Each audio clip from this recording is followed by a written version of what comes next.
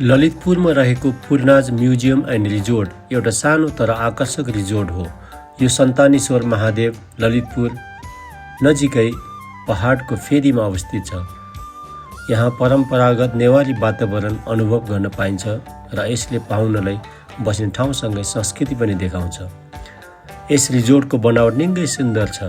काठको उत्कृष्ट नक्सा र परम्परागत शैलीमा बनाएको छ। यहाँको एउटा हल भक्तपुरको 55 झ्याली दरबारबाट प्रेरित भएर बनाएको छ, जसमा हातले कुँदिएका कलात्मक डिजाइनहरू देख्न पाइन्छ। यहाँ एउटा काठको सङ्ग्रहालय वुडक्राफ्ट म्युजियम पनि छ, जहाँ काठको कामको इतिहास र बनाउने तरिकाबारे जानकारी पाइन्छ। खानेकुराको लागि पूर्णाज किचन छ, जहाँ नेपाली, इन्डियन, अमेरिकन र चाइनिज खानाहरू पाइन्छ। साथै पाउनको लागि स्विमिङ पुल, ज्याकुजी र ब्याडमिन्टन खेल्ने सुविधा पनि उपलब्ध छ। यो रिजोर्ट सहरको भिडभाड भन्दा अलि टाढा भएकोले यहाँबाट काठमाडौँ उपत्यका र वरिपरिको पहाड र राम्रो हिमालको दृश्य देखिन्छ। यो पाटन दरबार स्क्वायर ललितपुरबाट करिब 20 मिनेटको दूरीमा छ र फुलचोकीको डाँडा तथा राष्ट्रिय वनस्पति उद्यान नजिकै पर्दछ।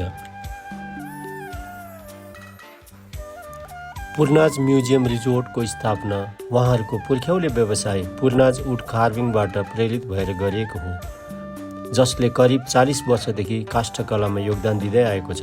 यसबारे सञ्चालक वैभव स्थापितले जानकारी दिनुभएको छ। तपाईँ काठमाडौँ हुनुहुन्छ वा बाहिर अथवा विदेशबाट घुम्न आउनुभएको छ भने यो सुन्दर ठाउँमा एकपटक अवश्य आउनुहोस्। यहाँ रात बिताउन वा दिनभरि बसेर स्वादिलो खाना खान सक्नुहुन्छ अनि नेपालको पौराणिक वस्तुहरू देख्न सक्नुहुनेछ, जसले तपाईँलाई छुट्टै अनुभव दिन्छ। साथै नजिकै रहेको सन्तानेश्वर महादेवको दर्शन गर्नुहोस्, गोदावरी बोटानिकल गार्डन घुम्नुहोस् र समय भए फुलचोकीमा हाइकिङ पनि गर्नुहोस्।